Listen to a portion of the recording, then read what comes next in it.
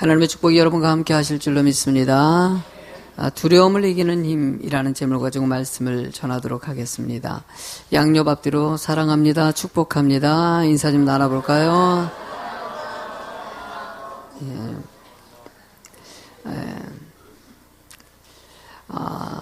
봄철이 오니까는 인사 나누는 것도 좀 더 화사하게 인사를 나누시군요. 두려움을 이기는 힘이라는 제목을 정하면서 두려움에 관한 검색을 좀 해봤습니다.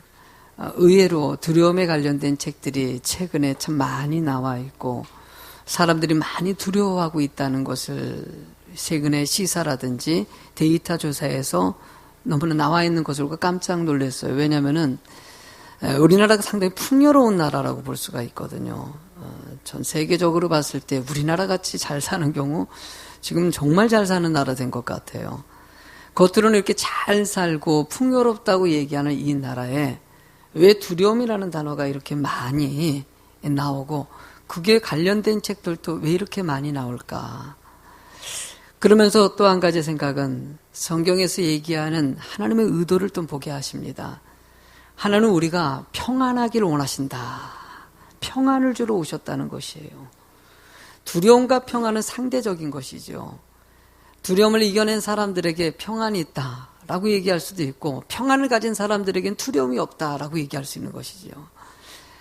이 두려움이라는 단어를 사전의 원어를 좀 찾아보면은요 이렇게 써 있습니다. 위험이나 위협을 느껴 마음이 불안하고 조심스러운 느낌. 그러니까 뭔가 불안하고 위협을 느끼고 있다는 것이에요. 그것 때문에 불안하다는 거예요. 그러니까 외적인 요인들이 꼭 있다는 것이에요. 성경에도요, 이 두려움이라는 단어가 상당히 많이 언급돼요. 거의 700번에 걸쳐가지고 언급되어 있어요. 이렇게 많이 언급되어 있다는 것은 그만큼 성경이 얘기하는 것도 이 두려움을 이겨가지고 평안한 삶을 살았으면 좋겠다라는 하나님의 의도가 좀 담겨 있다라고 볼 수 있어요. 여기 설교 듣는 여러분들 가운데서도 마음의 기쁨과 평안이 있는 사람 있는 반면에 뭔가 모를 두려움에 있는 성도도 있을 수 있는 것이에요. 성경의 이야기 가운데 보면은요, 요한복음 6장에 보면 놀라운 기적 같은 사건이 등장합니다. 어떤 기적 사건이 있냐면요, 거기에서 오병이어의 사건, 물고기 2마리랑 떡 5개로 몇 명을 먹어요? 5,000명. 이거 아이들까지 포함하면 거의 2만 명이라는 소리예요. 당시 팔레스타인 지역 2000년 전에는요, 우리가 지금 먹을 것이 풍요로운 지역이 아닙니다. 시대가 아니에요. 거의 굶어 죽는 사람들도 많이 나왔던 시절이거든요. 그런데 예수님께서 기적 같은 사건을 통해 가지고 어마어마한 사람들에게 먹을 걸 제공했어요. 당시 6장에 보면은요, 많은 사람들이 몰려서 예수님을 왕으로 세우려고 예수님을 따라가려고, 그러니까 예수님이 산으로 피신했다라고 표현하고 있어요. 세상에 이런 지도자가 있냐. 이렇게 많은 사람들을 먹을 것 같은 이 기적 같은 사건을 보면서 사람들이 깜짝 놀래고 나서 예수님께서는 제자들을 향해서 가버나움에 가라고 지시하고요. 그들이 강 건너편으로 가는데 예수님이 좀 늦게 오셔가지고 제자들이 먼저 배를 타고 강을 건너가는 장면이 나옵니다. 근데 강을 건너가는 상황 가운데 어마어마한 태풍을 만납니다. 배가 뒤집어질 정도의 태풍을 만나요. 제자들이 두려워가지고 벌벌 떨고 있는 상황 가운데 그들이 고백하는 것은 요한복음 6장 18절에 큰 바람이 불어 파도가 일어나더라. 다 죽게 세웠어요. 너무나 큰 두려움이 몰려오는 그 제자들에게 놀라운 사건이 또 벌어집니다. 예수님이 물 위를 걸어서 오는 것이에요. 물 위를 걸어서 오셔가지고 예수님께서 제자들을 향해서 이렇게 얘기하십니다. 20절 말씀에 이르시되 내니 두려워하지 말라. 세상에서 얘기하는 것은 외적인 환경 때문에 두려움이 온다고 얘기하는데 성경에서 얘기하는 두려움의 해석은 어떻습니까? 예수님이 함께하지 아니하는 삶이 두려움이라고 얘기하고 있어요. 내가 있다는 것이에요. 너희들이 지금 태풍 만나서 죽음의 위협을 받고 있는 그 어렵고 힘든 상황에 벌벌 떨고 있냐? 내가 있다 이제는. 내가 있으니까 너희들은 이제 두려워하지 말라. 하나님의 예수 믿는 사람들을 예수님을 영접한 사람들이 주님이 동행하게 돼 있고 그 동행하는 사람들이 영적 평안을 주신다고 얘기하십니다. 여러분이 되겠지요. 여러분들은 시키면 두려움이 없는 주님의 은혜 가운데 사는 성도라는 것이에요. 이 얘기를 하면 목사님 나 지금 두려운데요. 네, 힘든데요. 그래요. 내적인 이 죄에서 오는 이 모든 두려움의 문제를 하나님은 극복하기 위해서 말씀을 주시고요. 그 말씀을 통해서 여러분들에게 주신 그 평강의 의미를 차지하고 누리는 자가 되길 원하시는 거예요. 그럼 우리가 또 기억할 게 있죠. 첫 번째로 우리가 알아야 될 것은 세상에 두려움이 있다는 것이에요. 끊임없는 이 두려움이 있다는 이 현실의 모습들. 그러면 도대체 두려움은 어디서 시작됐냐? 성경이 검색을 하다 보니까 첫 번째로 두려움이라는 단어가 등장하는 것이 창세기 3장 10절의 말씀에 등장합니다. 읽어보시겠습니까? 이르되 내가 동산에서 하나님의 소리를 듣고 내가 벗었으므로 두려웠소. 인간에게 두려움이 첫 번째 온 것은요, 뭐에서 시작합니까? 아담과 하와가 에덴 동산에서 축복의 삶을 누리면 좋겠는데 그들이 하나님 앞에 죄를 범죄함으로 결국은 범죄한 죄악이 그들이 숨게 만들고 두려워 떨게 만들었다는 것이에요. 그럼 해석할 때는요, 두려움이 오는 모든 근원적인 원인은 죄에서 온다는 것이에요. 죄 때문에 이 세상 가운데 오는 것이 바로 타락된 세상에서 오는 것이 두려움이고 근심이고 염려라고 얘기하는 거예요. 그럼 반대로 설명할 수 있죠. 죄의 문제를 해결하면 이 모든 두려움이 사라진다는 것이에요. 하나님은 여러분들이 이 죄의 문제를 해결하고 진정한 영적 자유함을 얻기 위해서 살아가길 원하시는 거. 세상의 모습을 볼 때는요, 모든 문제의 근원은 죄에서 시작됩니다. 악에서 시작되는 것이에요. 그 죄의 문제를 해결하는 사람들에게 진짜 평안이 있기 때문에 사도들의 모습 가운데서도 평안이 존재하는 것이죠. 본문의 25절 말씀 읽어보시겠습니까? 사람들이 와서 알리되 보소서 옥에 가두었던 사람이 성전에 서서 백성을, 여러분 지난주에 말씀드렸죠. 바울 사도는 지금 감옥에서 기적 같은 사건을 통해서 나왔어요. 쉽게 탈옥한 거예요, 이건요. 언제 잡혀서 죽을지 모르는데 베드로 사도들이 성전에서 또 가서 말씀을 전하고 있다는 거예요. 사람들이 잡아가지고 죽이려고 하는데 나 잡아봐라. 그러고 성전에서 대놓고 지금 말씀을 전하는 거예요. 아니 도대체 그 담대함은 도대체 어디서 오냐는 거예요. 그들에게 두려움이 있어요, 없어요? 전혀 느껴지지가 않아요. 1%도 느껴지지 않아요. 두려움이 있다면요, 성전에서 말씀을 전하지 못하죠. 제사장이라든지 다 잡아서 죽이려고 하는 사람이 득실 주변에 막 있는데 숨어도 지금 숨지도 않고 당당하게 오히려 그냥 나 드러내고 있다는 것이에요. 그게 근원적으로 봤을 때는요, 그들은요, 예수님을 영접한 사람들이에요. 여러분들 구원 초청할 때 어떻게 영접하니까? 모든 죄를 용서받고 나서, 그리고 예수님을 영접하실 거냐고 물어봅니다. 그때 여러분들이 아멘하고, 나 예수님 맞아드리겠습니다. 그런 사람에게 주님이 함께 하시는 것이에요. 그 성도들이 여러분들의 모습이고, 사도들의 모습이었던 것이에요. 사도들은 주님이 함께 하시고, 죄성들을 이겨낸 믿음의 삶을 살아가는 이 자유하는 영혼에 두려움이라는 것은 없었다는 것이에요. 그런 반면에 여러분들 26절의 말씀 보니까는요, 성전 맡은 자가 부하들과 같이 가서 그들을 잡아왔으나 강제로 못하면 백성들이 돌로 칠까 두려워했다. 쉽게 말하면 대제사장이라든지 당시의 지도자 권력층들이 오히려 백성들을 두려워하더라는 것이에요. 겉으로는 모든 것을 소유한 사람들입니다. 최고의 권력기관입니다. 그래서 예수님을 잡아가지고 십자가에 못 박은 전후에 그런 권력이 있었던 것도 그들의 힘이죠. 모든 권력과 모든 힘을 다 가지고 있는데 그들은 지금 뭐 때문에 두려워해요? 백성들 때문에 오히려 두려워하더라는 것이에요. 겉으로 보면 다 힘이 있을 것 같고 이것만 채워지면 난 두려움 없을 것 같다. 우리들의 인생 가운데서 수도 없이 존재하는 거 아닙니까? 나 물질만 있으면 두려움 없을 것 같다. 나 건강하기만 하면 두려움 없을 것 같다. 내가 명예만 얻기만 하면 두려움이 없어질 것 같다. 내가 좋은 인맥만 형성하고 있으면 어떤 어려움에도 이겨낼 수 있을 것 같다. 우리 인생을 이렇게 살아갈 때 그것에서 진정한 평안이 오냐? 세상은 그렇지 않더라는 것이에요. 또 다른 세상에서 만족함을 얻으려고 할 때마다 세상에서 또 두려움이 다가오는 것이 이 세상의 모습이라는 것이. 이때마다 주님께서 원하시는 것이 무엇이겠습니까? 하나님 우리들의 모든 두려움의 문제를 예수 그리스도의 은혜 안에서 풀어가고요. 진정한 영적 평안을 누리는 자가 되기를 원하시는 거예요. 근데 이런 두려움을 믿음으로 이겨냈어요. 또 이겨내고 하는데 이 두 번째로 언급하고자 하는 내용이 뭐냐면은 죄가 들어온 세상에서는요, 이 이겨낸 이 두려움이 계속적으로 반복되더라는 것이. 여러분들 한번 이겨냈는데 그게 끝납니까? 저도 이번 주에는 행복회 목사님들 모임을 가져가지고 목사님들과 만나가지고 얘기 나눌 때마다 참 은혜스러워요.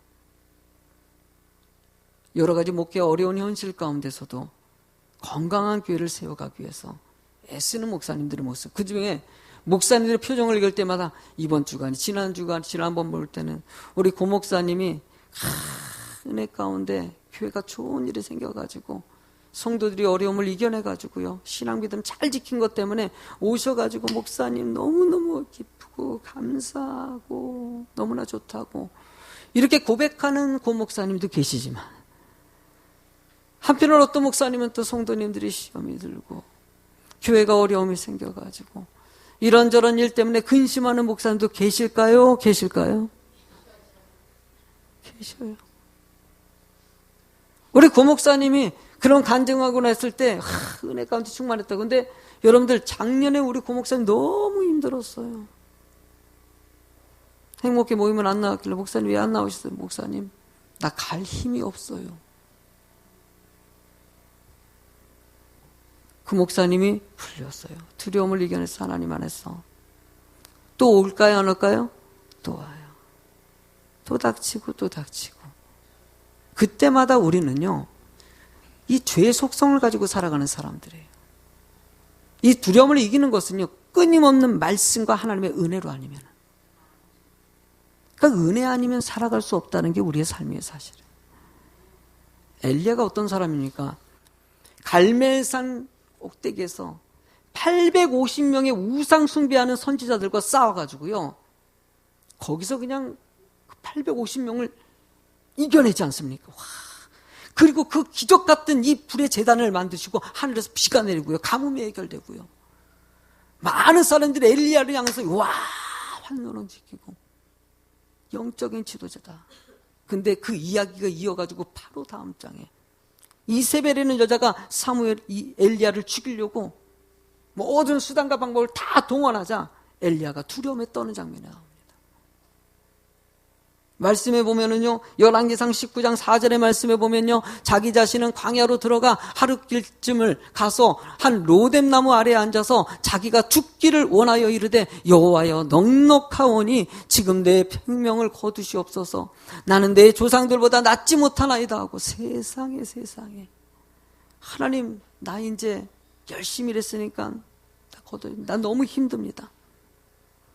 로뎀나무 아래서, 제가 성지순례 갔을 때 로뎀나무 얘기했죠. 로뎀나무가요, 큰 나무가 아니에요, 여러분들. 로뎀나무는요, 가서 보니까요, 우리나라에 똑같이 생긴 나무가 하나 있더라고요. 개나리 나무.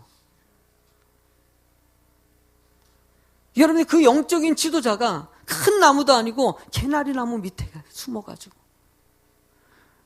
그냥 거기 나무 밑에서 그늘도 안 돼요, 사실은. 여러분, 개나리 나무 밑에서 그늘이 돼야 안 돼요? 뻔하지 않습니까, 여러분?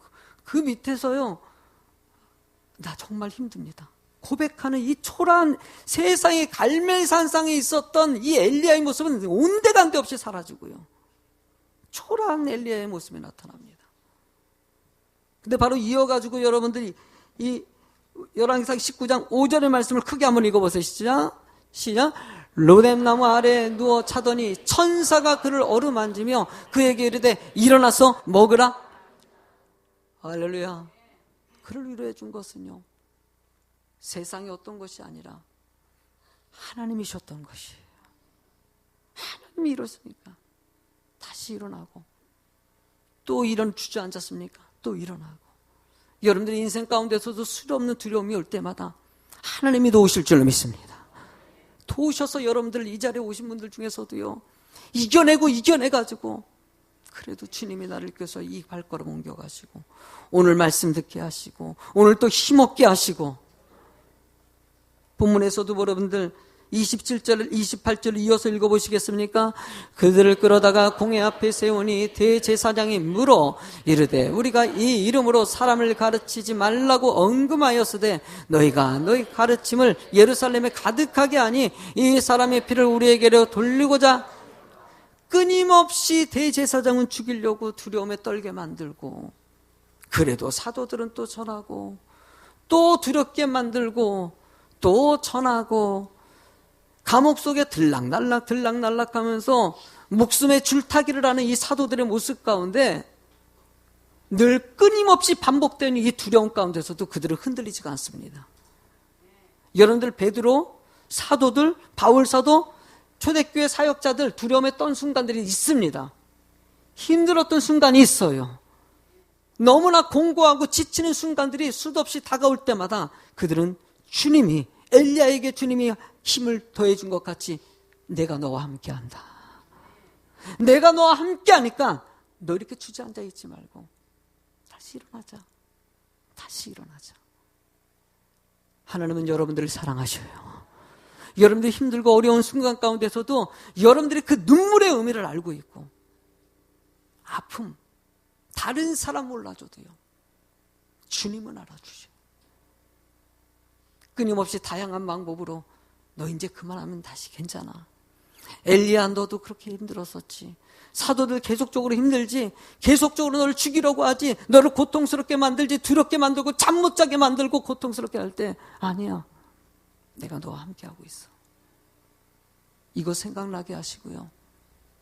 다시 일어나서 여러분들이 영적으로 이 첫사랑이라고 표현하는 하나님 은혜 가운데 열심히 봉사하고 헌신하고 하나님 앞에 충성되게 일했던 그 모습들이 다시 회복되게 하셔요. 순간입니다. 여러분들 두렵게 만드는 악한 귀신은 떠나갈지어다. 믿음으로 선포하십시오. 그럴 때 하나님께서는요, 세 번째로 여러분들 제목을 한번 읽어보시겠습니까? 아멘. 두려움을 이기게 하는 능력을 주신다는 것이.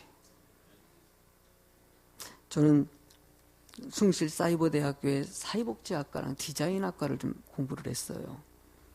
그러다 보니까 숭실사이버대학교에서 이렇게 마일도 오고 하다 보니까 좀 내용을 좀 알고 있죠. 후배들도 있고 하니까.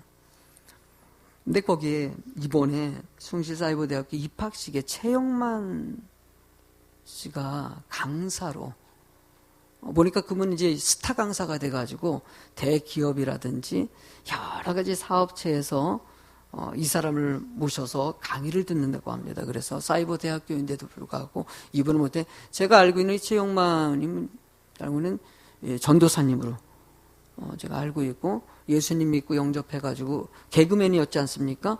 근데 예수 믿고 하나님 믿음 안에서 신앙생활하는 분으로 제가 알고 있거든요.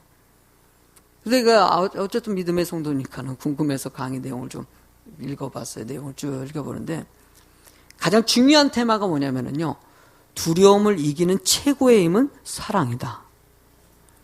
너무 제목이 멋있는 거예요. 그래서 내용을 쭉 살펴봤더니 그 내용을 보면요, 세상을 두려워하지 말라는 것이에요. 말이 뭐 예수님 말씀이 안 들어가고 성령님이 안 들어가지 거의 설교더라고요. 설교. 이 세상에는 두렵게 만드는 조건들이 많이 있고 힘들게 만드는 것들이 늘 있는 것이 이 세상, 어쩌면 제약된 세상의 모습이다. 그러나 이것을 이길 수 있는 힘은 하나님의 사랑이다. 하나님을 사랑한다면, 전지전능하신 하나님을 사랑하고 그 하나님을 신뢰하고 믿는다면 이 세상의 문제는 그렇게 문제가 되지 않는다는 것이에요. 이웃을 내 몸같이 사랑하는 이 마음이 있다면 여러분들 엄습해오는 힘들게 만드는 조건들이 있지 않습니까? 이 모든 사람들을 사랑으로 품고 그 사랑으로 이겨낸다면 두려움이 사라진다는 것이에요. 듣고 묵상을 하다 보니까 참 진짜 말 잘한다. 말을 잘해서가 아니라 하나님의 말씀이에요. 하나님은 여러분들이요, 이 세상을 이길 힘을 주셨어요. 이미요. 충분히 감당하게 하셔요. 지금 여러분들이 못 이길 것 같이 착각하지 마십시오. 생각만 돌리고 주님 바라보십시오. 그러면 감사할 것과 기뻐할 것과 은혜가 얼마나 충만한지 모릅니다. 안 된다는 사고를 내려놓고요. 될 것을 바라보는 주의 영적인 능력을 한번 사모해 보시라는 것이에요. 일부 예배 때도 우리 학생들이 참고할 때 너희들 세상을 이길 힘이 있는 것이다.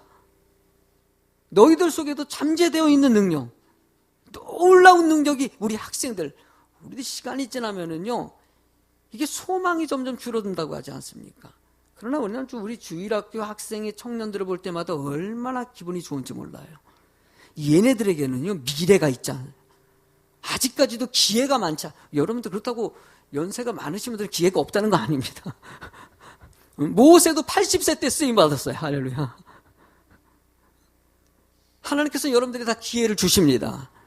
그러나 어린아이 때는 조금 더 기회가 더 많이 주어지는, 그 안에 어떤 능력이 있을지 누가 압니까? 그러나 근본적으로 따졌을 때는요, 하나님이 함께 하실 때 시간과 모든 과정을 초월해서 하나님은 능력을 주십니다.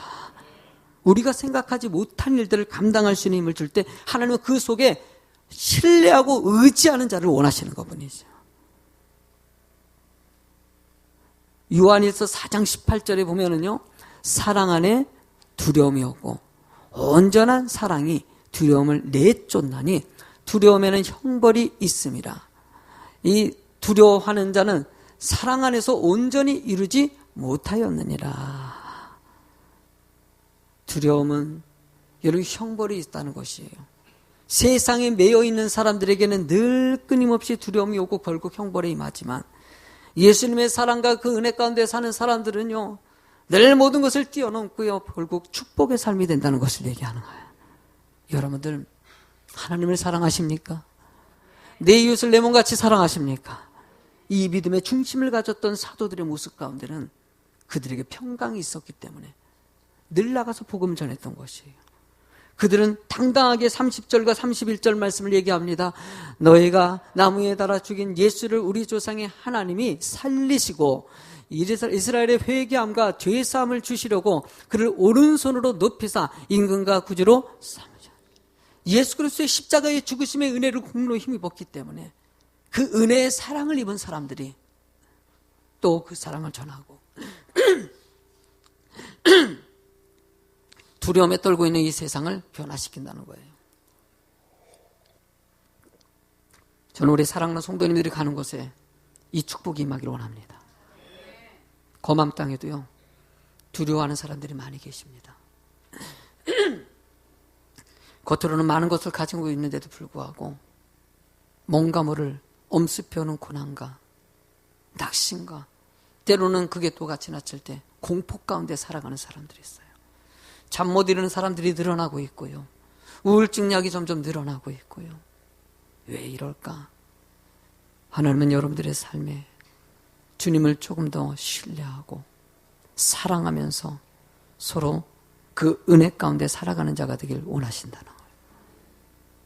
성경은요, 이런 평강의 삶을 살기 위해서 두려움을 이기는 사람들의 모습을 통해서 어떤 걸 원해서 절대적으로 주님을 의지하고 신뢰하기를 원하십니다. 어떤 모습이냐면 증인으로 나타나는데 32절에 답이 좀 있습니다. 읽어보시겠습니까? 우리는 이 일의 증인이요, 하나님이 자기에게 순종하는 사람들에게 주신 성령도, 아멘, 증인된 인생을 살아가는 것이에요. 하나님은요, 이 사단, 우리를 두렵게 만드는 사단은 제일 무서워하는 것이 하나님을 절대적으로 신뢰하는 사람들입니다. 그 사람들을 두려워합니다. 그리고 떠나게 돼 있어요. 그 사람들이 바로 증인된 여러분들이라는 것이에요. 그 증인들을 통해서 그 순종하는 백성들을 통해 가지고 이 땅은 분명 축복의 땅이 될 것입니다. 기왕이면 여러분들이 그 증인이 되시기 바랍니다. 오직 성령이 너희에게 임하시면, 사도행전 1장 8절, 오직 성령이 예루살렘과 온 유대와 사마리아 땅끝까지 이르러 할렐루야. 여러분들이 그 증인이 되실 줄로 믿습니다.